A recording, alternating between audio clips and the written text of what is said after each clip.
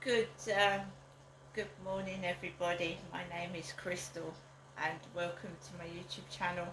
If you like my videos, please smash that like button. Please do subscribe. Good morning, Tuesday morning. I hope everybody has a lovely day. We've had a bit of rain here in Rochester. You can see the rain on the road and on the path. We've had a bit of rain. However, it still feels hot. I was absolutely baking hot in this flat last night. I couldn't settle down. Eventually I did.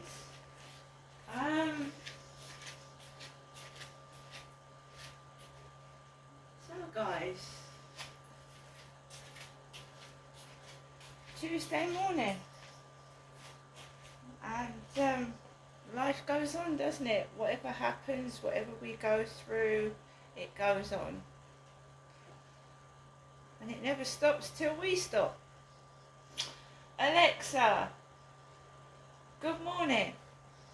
Good morning. This day in 1882 saw the debut of Tchaikovsky's 1812 Overture. It was commissioned to celebrate a battle, but Tchaikovsky didn't like bombastic displays of patriotism, and claimed his most famous work lacked merit, saying, "I wrote it without warmth and without love." Alexa, what's the time, please? Good morning, Crystal. It's 8:10 a.m. Alexa, what's the date today? It's Tuesday, the 20th of August. Alexa, what is the weather outlook? Right now in Rochester, it's 18 degrees Celsius with mostly cloudy skies. Today's forecast has intermittent clouds, with a high of 23 degrees and a low of 11 degrees. Alexa, can you tell me a joke? Alexa, can you tell me a joke? Did you hear about the restaurant on the moon? The food is okay, but it has no atmosphere. And Alexa, whose birthday is it today? Today's famous birthdays include American film director, screenwriter, and film producer David O. Russell, American actress and singer Amy Adams, British-American actor Andrew Garfield, English singer of Led Zeppelin Robert Plant, and Vietnamese actor Ke Huy Quan. Yeah, so it's going to be another warmish day, but as I said, we're heading towards September, and it should start to get cooler and the weather more getting towards autumn. So yeah, dear oh dear, life can be a trial and a challenge, can't it? Just keeping above water every day can be a challenge when you've got several people trying to drag you down and bring you down and destroy you just to hide what they're doing. That's all it is, to hide what they're doing. Getting away with things for free, and trying to hide the truth, and that's what they will continue to do. When people try to fight you, you know that you're winning. So I've got one consolation: I am just so exhausted from the battle that, my goodness. Right. So we gather that whenever I report anything, nothing gets done about it anyway. So but when it's done to me and people do things to me, then that's a different matter, isn't it? But when it comes to them, nothing usually gets done. And we go right back to being a child again, when my mum went to the police about my dad, they didn't do anything about my father. And when I was a kid, I'd go to school and the teachers wouldn't tell bullies off. The teacher would just laugh it off, go back in the classroom and the bullies had got away with bullying me, so they did it again the next day, the next day, and the next day after that. In my jobs, it seems like fun, you know. It didn't seem like every job I've had didn't seem like a real job. The things that went on. So when we go back to my work in one of my jobs, there was a tall blonde lady called Michelle, and Alan started work the same time as me, and I started off as a temporary administration assistant, and Alan was ex-army, and he started off as an administration assistant, and we both started jobs at the same time. And it was just like office work. And there was this very tall blonde lady called Michelle. Very tall blonde. Oh, yeah, she was, you know, you noticed her because she was tall and she was big. She wasn't thin, she was big. So the absolute opposite of Diana, Princess Di. She was large, tall and blonde. So Alan and Michelle struck up a relationship with each other. So Michelle was in her 20s, the same as me, at that time in 1990. And Diana was alive then, wasn't she? Princess Diana. So Michelle and Alan struck up a relationship. And Michelle liked to shop in Marks and Spencer's, of all places, which back then was expensive. If you shopped in there, you needed to have money.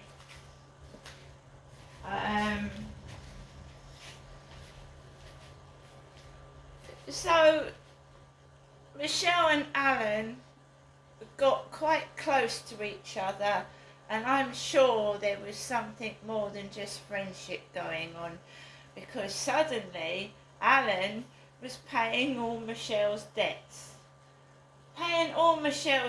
So she went to Alan for money. Right? So right back into my jobs, you know, Princess Di was not a hoe. Princess Di wasn't a prostitute. Princess Di was just a woman that loved Prince Charles as he was then, and was trying to, I think at that when she went off with different men, was trying to make him jealous. She really did love Prince Charles, and when Prince Charles there was no chance of ever getting back with Prince Charles. She was fond of Hasnat Khan, who was an Asian heart surgeon.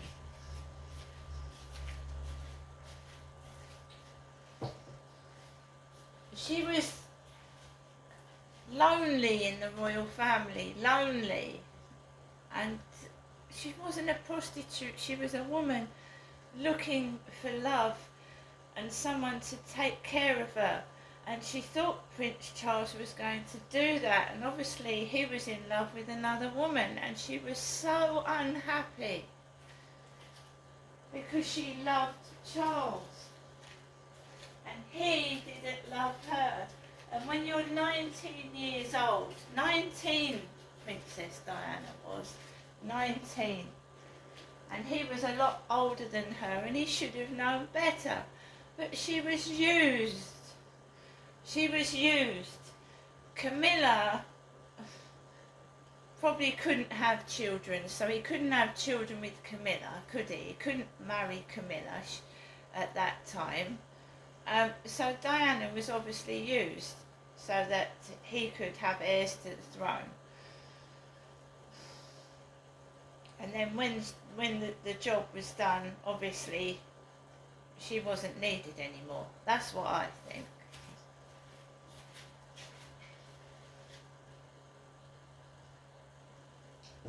Great Britain shouldn't be punished for speaking their minds. We're all entitled to speak our minds and have our opinions. And I'm just wondering how Camilla got to be Queen so quickly. The Queen worked so hard, right from a really young age to be Queen, and she ruled this country, and we don't. I've never seen the world now in such a terrible state. It looks like Great Britain isn't being taken care of, neither are its people, and it's disgraceful. And why we still have people being greedy, money going to the rich and poor. I went down Rochester High Street the other day and there's a homeless person on the street, lying on the street. So what do we call people that are more wealthy than ourselves? The elites, the higher ups. They don't have to worry about where their next meal is coming from. They don't have to worry about day-to-day life. They can just pay for everything they need, while people like you and I struggle to survive each day, just to get a doctor's appointment, just to go out that door and feed our faces. They don't have to worry about anything. And some people look down on people like you and me, and we're toys to play with. You know, just toys. You know, and the government seem to always punish the disabled and the jobless and not look at the underlying problem. Like, you know, if people are unhappy, try and make the public happy for a change. We're being scaremongered, all these stabbings, you know, people are going to be afraid to go out their homes and go to work. I believe there was another stabbing in Manchester the other day, another stabbing. What is going on? What's the government doing about knife crime?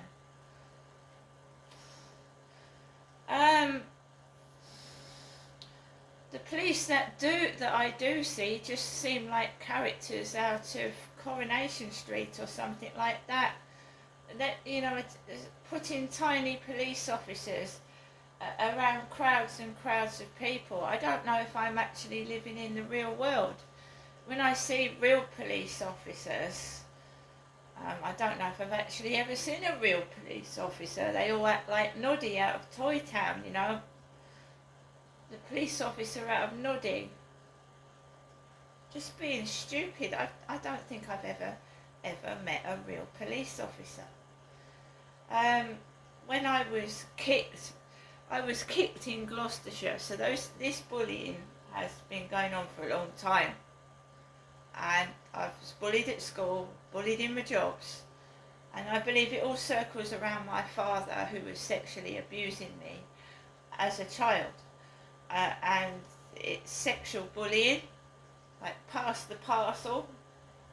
They all want to have a go at me. So basically, I was married to my ex-husband. I was pregnant with my daughter. I was looking in a shop window, and a coloured kid, a coloured teenager, kicked me up the backside. Kicked me. Absolutely disgusting, right? But because it was a teenage kid, the police said they couldn't do anything about it. and the excuse me, and the doubles and the mickey taking in my life, right? So the police officer that came out to me and my husband was a female, and she was extremely fat with curly hair. And I had curly hair, and you know, when you're pregnant, you're fat, right? When you're pregnant, your stomach's fat. So it's always taking the piss out of me, having a rise and a laugh. So somebody kicked me, and I could have lost my baby. Kicked me up the backside. Why up the bottom? Why kick me from behind? You know, they actually physically assaulted me in Gloucestershire. physically assaulted me, kicked me with their foot. Kicked me with their foot. The police did nothing. It was like a comedy policewoman. When I had my child taken away from me, the social worker, or one of their team, was an extremely obese fat woman from Canada. Not even English. A Canadian woman took my child away from me. She had a nice red car. They liked their red cars because at the end of my dad's life he had a red Toyota Starlet.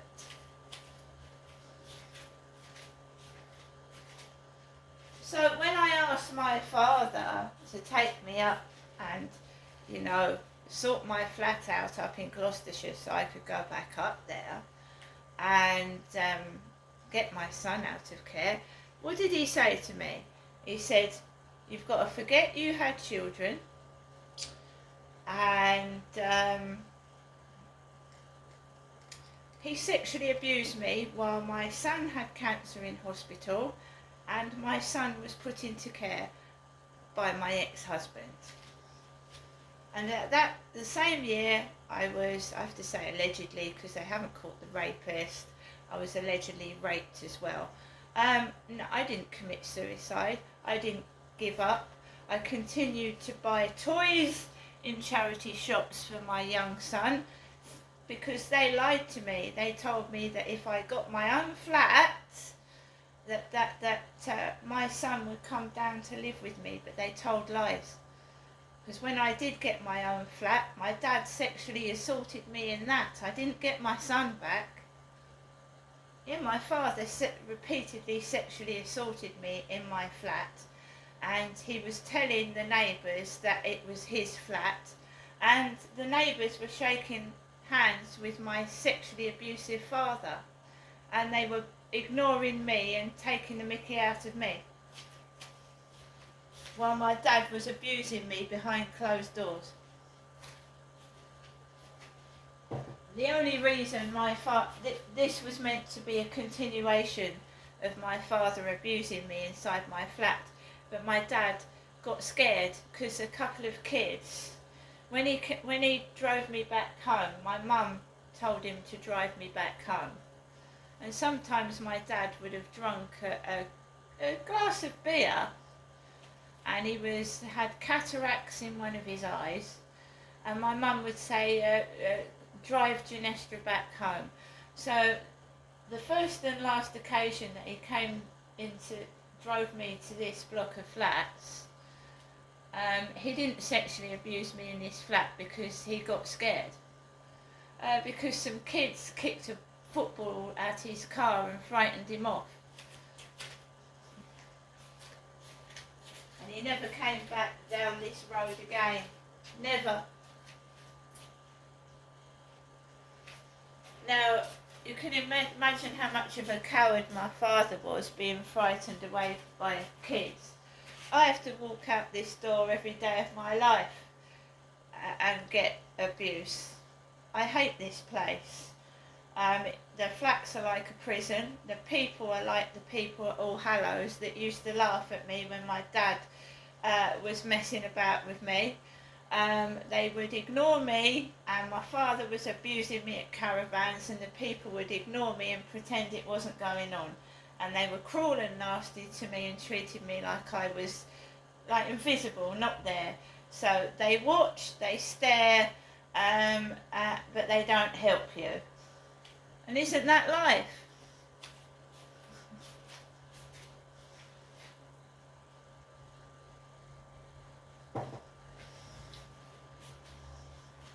I was watching Anne-Marie West last night in a video 7 years ago, talking about what Fred and Rosemary West did to her. Absolutely appalling. And social services had gone out there on more than one occasion and left those children to get severely abused again. Absolutely disgusting. I was almost in tears when I was listening to Anne-Marie West talking about how Fred had killed Heather with a shovel and buried her in the patio. And social services have been round several times, like I said. I've listened to many stories where people have tried to get help for people and they've just been let down because nobody's done anything. It's like the police and these services are just actors. They don't do anything. They don't help, do they? They don't help. It's too late when someone's dead and there's a list of failings by the police. Oh, yes, she reported that, and she reported that, and she reported that, and yet she said that, and that, and that, and that. And, oh, the police didn't do anything. Oh, she's dead now. Oh, let's just clean the mess up and carry on. Too late, isn't it? It's too bloody late. But you know what disgusts me? It's the people on the street that witness someone being abused, and they just stare and watch, and they do nothing, and they even have got smiles and laughs on their faces. And you're going through abuse. I went to work. My dad was abusing me when I came home from school, and the stress, the mental stress. But a child thinks that every child is abused, because that's what you get told. That's what normal life is like. You think your father sleeps with you. So before you go to school, you think every father sleeps with their daughter, because that's how you've been brought up. And then when the abuser realises you've got to go to school, they frighten you. This is our secret. You mustn't tell anybody. If you tell anybody, I'll kill your mother. I'll kill your mum if you tell anybody. So I was absolutely rigid with fear when I went to school. I wouldn't speak. I was scared to open my mouth in case I said something. So they thought I was deaf. They thought I was deaf, dumb and stupid. And I had to take being laughed at by members of my class because they thought I was fucking dumb. And I was being abused by my dad. And I want to help other people, right? You're not dumb. You're not stupid. When someone that you trust tells you to shut your mouth or I'm going to kill your mother, that's what you do. You shut your mouth. You're not stupid. See you later.